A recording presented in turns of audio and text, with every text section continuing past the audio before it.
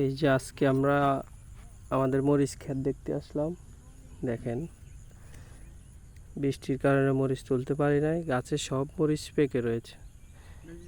দুই একদিনের ভিতরে না তুললে মরিচগুলো নষ্ট হয়ে যাবে। দেখেন বন্ধুরা, গাছ ভর্তি সব মরিচ দেখছেন। এই যে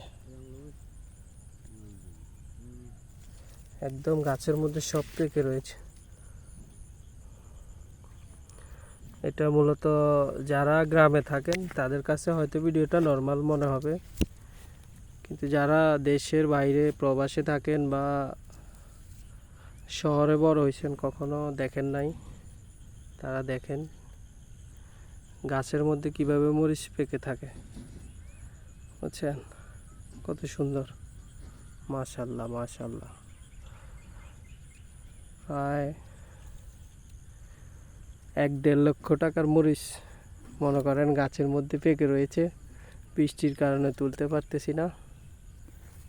দেখেন বন্ধুরা,